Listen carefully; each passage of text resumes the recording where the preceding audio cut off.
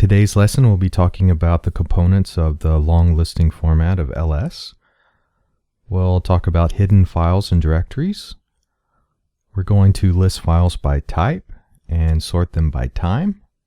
And we're going to talk about handling spaces in file names and directory names. And also we're going to talk about what symbolic links are. Here is some sample output from LS used with the -L option. If you just want to see what files or directories exist, you can run ls without any options. But if you want to see detailed information, use ls space -L. The first bit of information that is displayed is a series of characters which represent the file's permissions. We won't go into detail what every character in that string means, but we'll be covering that in a later lesson. So the first group of characters is the permissions. The second bit of information is the number of links to that file or directory. Next, we see who the owner of that file is and what group that file belongs to, the size of that file, and the last time that file or directory was modified.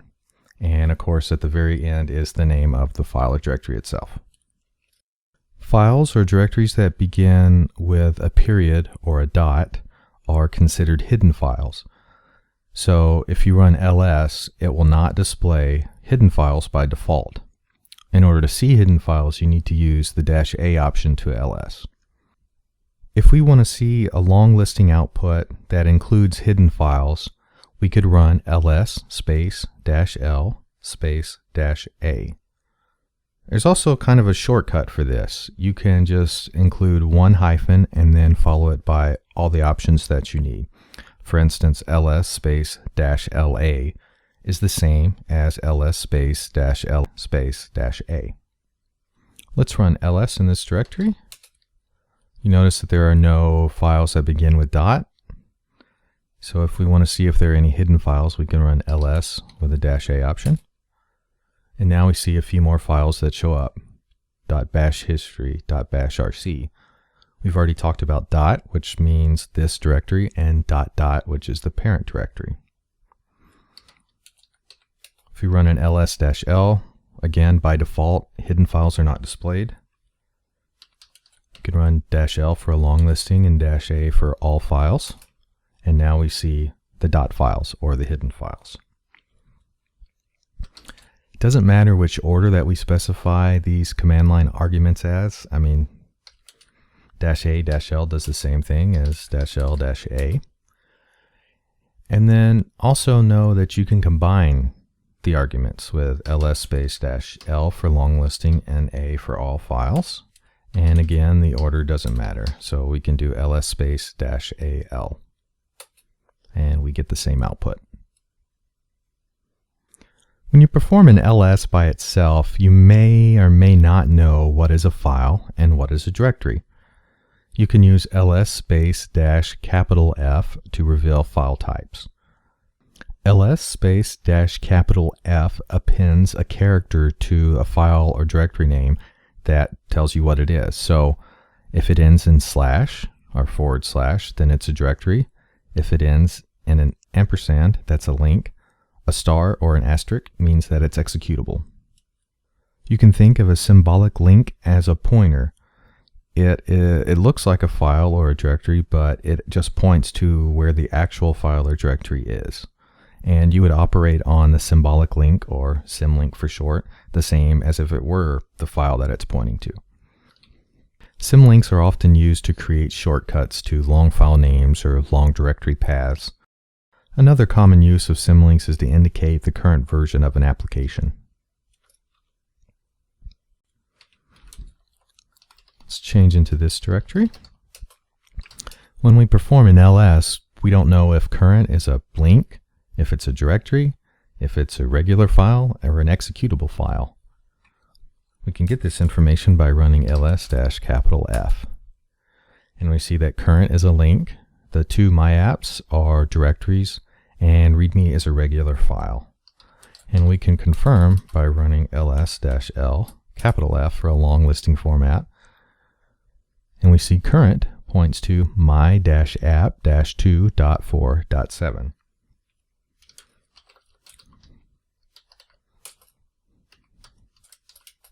Here we see a program. It's an executable because it ends in an asterisk or a star. And we can execute this by doing /myapp. If you want to list files sorted by time, use ls space -t. Use the -r option to reverse the order. And a common command that I like to use is ls space -latr. This provides a long listing that includes all files sorted by time in reverse. Let's look at this directory with an ls-l. It sorts the files and directories by name. If we want to reverse this, we can use long listing and R for reverse. Now we'll see it's sorted in reverse. Videos comes first, as where with ls-l, videos was last. Let's do a long listing including all files sorted by time. And we see bash history is at the top. It's the most recently modified file. If we do ls-latr, that will reverse this output. And we'll see the most recently modified files at the bottom. And this can help if you have a long list of files and they can scroll off the screen. So you'll get the most recent files displaying on your screen. To list directory contents recursively, use ls space -R. This will display all the contents of the current directory and any subdirectories below that. The tree command does a similar thing to ls space -R, but it's more of a visual output. You can give tree a -d option, and that will only list directories. And if you use a -C, that will colorize the output.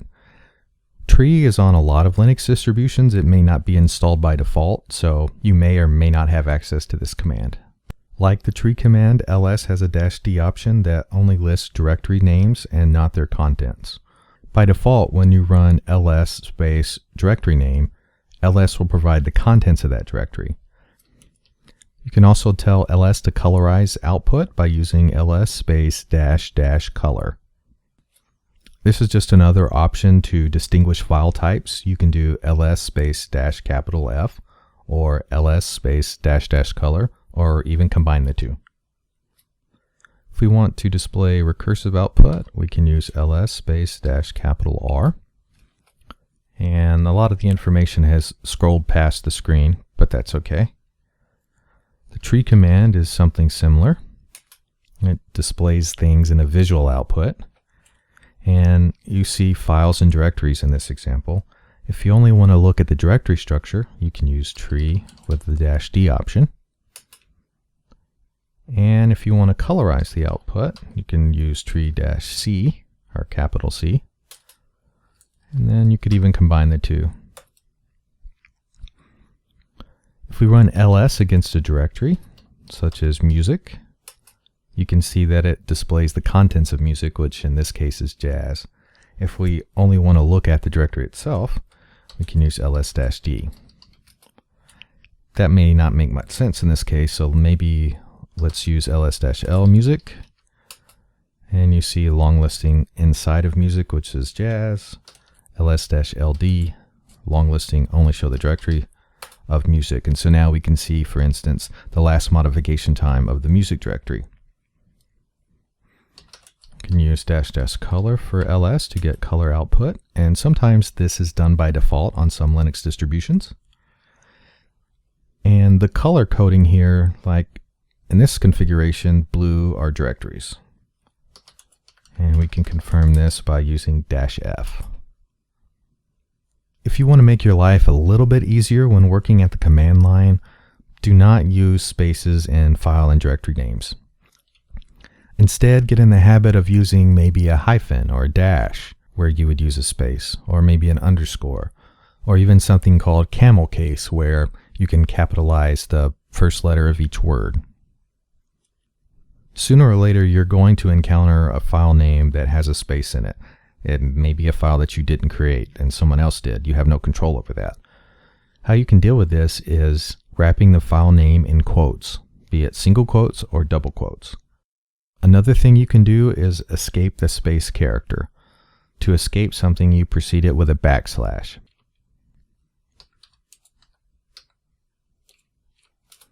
In this output, you can see a file named my-notes.txt. If we were to try to run an ls against that, you'll see that ls treats it as two different files, not one file name with a space. So to get around this, we can use quotes. That works using double quotes. Also, single quotes will work. What we could have done instead was maybe name the file my-notes.txt or maybe my_notes.txt or even my notes like this, or even my notes.txt. In today's lesson, we've talked about some of the more common and useful ls options. We learned about symlinks. We talked about hidden files and directories and how they start with a dot. And we talked about a couple of strategies for dealing with spaces in file names. Here are the ls options we covered today. -A to list all files. --color to list files with colorized output. -D to show directory names and not directory contents. -L for the long listing format. -R for reverse order. -R to list files recursively. And -T to sort files by time.